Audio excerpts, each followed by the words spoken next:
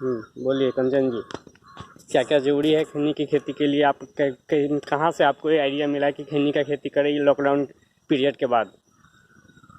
Sir नमस्कार भाइयों।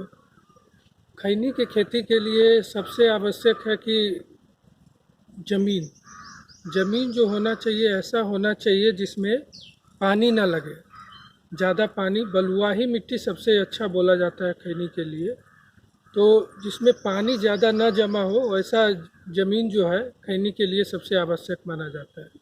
हाँ, खैनी के खेती में अगर कुछ जैसे ऑर्गेनिक खाद खाद यूज वगैरह? किया जाए, जैसे मैंने यूज किया कि अंडा के फार्म में जो मुर्गे का जो बीट सड़ा हुआ होता है उसको खेतों में पटाया और 5 दिन के लिए छोड़ा। उससे क्या हुआ कि एक जो खेतों में उर्वरक शक्ति उर्वरक है क्षमता बढ़ गया उसका। उसका क्षमता बढ़ गया।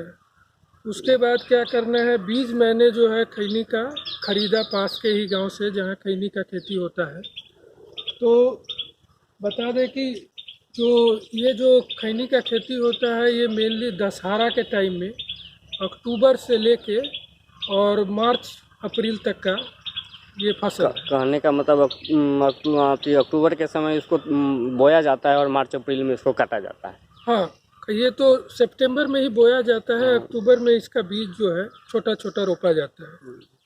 और इसका बता दें कि रोपने के बाद, खैनी को रोपने के बाद उसको पहले जो है 2-4 दिन तक, जैसे बाकी सब्जियों को जैसे पानी देते हैं जड़ पकड़ने के लिए, वैसे इसमें हम पानी डाला जाता है। पानी डाला जाता है, मतलब शुरुआती दिनों में इसको सिंचित करना होता है। सिंचित करना होता है। और एक बार जैसे जड़ पकड़ लिया फिर उसको पानी की जरूरत नहीं उसको होती। पानी का ज़रूरत नहीं है। खैनी को जितना कम पानी दिया जाए उतना अच्छा है। और बता दें कि खैनी के खेती में सबसे आवश्यक चीज़ है कि सही समय पर उसको सही चीज़ देना। जैसे वो, और उसके बाद हमको 15 या 20 दिन के बाद उसको एक, जैसे जो घास पतवार जो खेत में आ गया है उसको उखाड़ के सारे को फेंकना पड़ता है। और फिर से उसको थोड़ा जल का छिड़काव, 1 महीने के अंदर जल का छिड़काव समय समय पर उसको सिंचित करना होता है। सिंचित करना और होता है, दवा स्प्रे भी करना पड़ता है। स्प्रे भी करना रहता है। अगर जाड़े के मौसम में, ज़्यादा जाड़े के मौसम में लाही लग जाए या जो भी लग जाए, उससे बचने के लिए, कीड़ा मकोड़ा से बचाव के लिए छिड़काव जरूरी होता है। छिड़काव बहुत जरूरी है। और आप देख सकते हैं कि 1 से 2 खैनी के बीच में कम से कम 1 से 1.5 हाथ का स्पेस होना चाहिए। 1 से 1.5 हाथ का खैनी के पौधों के बीच में 1 से 1.5 हाथ का जगह छोड़ा जाना चाहिए ताकि मतलब उसके पौधे का विकास सही ढंग से हो सके। जी। और आप खैनी के बीच में, 2 खैनी के बीच में आप किसी तरह का एक्स्ट्रा फसल भी कर सकते हैं। जैसे कि यहाँ पे आप देख सकते हैं कि यहाँ लहसुन लग रहा है, लहसुन का खेती किया गया है। आप किसी भी तरह का सब्जी, मक्का या कुछ भी लगा सकते हैं। कहने का मतलब कि आप तंबाकू खेती के साथ साथ आप मल्टीपर्पस खेत का यूज कर सकते हैं।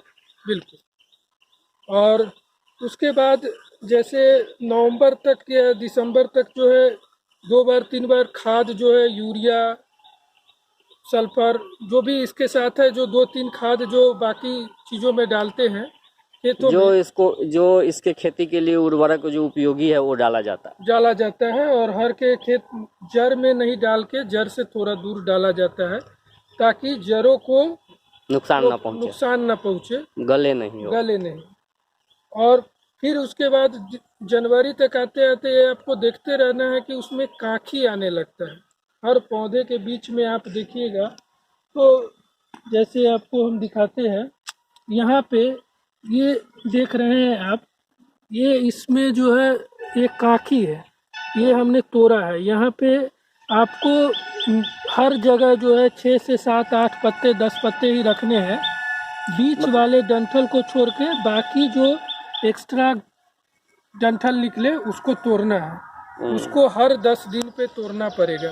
तो जैसे जैसे वो वृद्धि करता है उसके अवधि को तोड़ना पड़ता है, नहीं तो उसका खैनी का जो पत्ता है वो चौड़ा नहीं होगा, उसमें मतलब रस नहीं आएगा, सही ढंग से विकास नहीं होगा।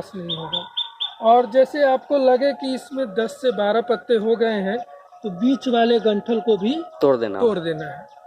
और मतलब इसका ज्यादा विकास नहीं होने देना है, ताकि खैनी जो 10-12 पत्ते हो उसका विकास सही ढंग से हो सके। और आपको देखना है कि कुछ दिनों बाद, जैसे 2 से 3 महीने बाद, हर जड़ में आप देख रहे हैं कि एक चीरा लगाया जाता है। जैसे हम आपको यहाँ पर दिखाते हैं, आप देख सकते हैं कि यहाँ पे आपको चीरा लगा के और कुछ लकड़ी या कुछ भी ईंट का कुछ डालना पड़ेगा, जिससे कि गैप बना रहे। और कल जब आप खैनी को प्रोसेसिंग के लिए जाए तो उसको चीरने में, डंठल करने में दिक्कत ना हो, पत्ते को काटने में दिक्कत ना हो। और जैसे कि मार्च से पहले, मार्च में बोला जाता है कि बारिश शुरू हो जाती है थोड़ी थोड़ी, तो पत्थर ना पड़े, तो मार्च के मिडिल में, जैसे कि देख रहे हैं आप यहाँ पे, मैंने कुछ खैनी को काटना शुरू कर दिया है। तो मार्च के लास्ट तक ये खैनी हमने काट के रखना शुरू कर। इसको ट्रायल के लिए, आप कहने का मतलब यही है कि आप ट्रायल के लिए कर रहे हैं कि यहाँ की खेती, मतलब ये खैनी का विकास सही ढंग से हुआ है या नहीं। जी। और मार्च के होली के समय तक पूरा ये खैनी हम काट के और रखेंगे। जैसे कि इसको डायरेक्ट नहीं सूखने के लिए रखना है, इसको 2 दिन, कम से कम 1.5 से 2 दिन इसको धूप में सुखाना है, ताकि उसका पत्ता जो है थोड़ा मलक जाए। और फिर उसको रसरी में टांग के घर में, और इसको 10 से 12 दिन के लिए सुखाना है। तो इसका भंडारण करने का आपके पास कोई व्यवस्था हो? जी, पूरा व्यवस्था है। इसको 10 से 12 दिन तक धूप में, रसरी में सुखाने के बाद घर में, और उसके बाद आपको मुड़ियारी जो धान का होता है, उसमें धान के डंठल जो पीट के जो बचता है, उसमें आपको इसको लपेट के रखना है, इस तरह से कि इसका डंठल जो हो थोड़ा बाहर की तरफ रखे। डंठल को कहने का मतलब है नमी से बचाना है। तो जब पुरबैया चलेगा तो थोड़ा नमी रहता है, लेकिन जब पच्छा चलता है तो पत्ता अपने आप जो है सूखते रहता है। और फिर इसको उचित समय आने पर, जैसे 2 महीने 4 महीने के बाद जब दाम मिले, तब मार्केट में आप खेत से भी बेच सकते हैं या प्रोसेस करके भी बेच सकते हैं। तो ये कहने का मतलब है कि अब घर पे रह के एक अच्छी कमाई का साधन है। जी, बहुत अच्छी कमाई का। ये भी मैंने फर्स्ट टाइम किया है, लेकिन देखिए कैसा होता है। लेकिन अभी तक का एक्सपीरियंस बहुत अच्छा रहा, और उम्मीद है कि अच्छी कमाई हो सकती है। चलिए, ऐसे ही आपने अच्छा गुर सिखाया लोगों को, इससे प्रेरणा मिलेगी कि वह भी खैनी का खेती के लिए प्रोत्साहित हो और अपने खेतों में खैनी का खेती लगाए। जी, बिल्कुल। धन्यवाद आपका।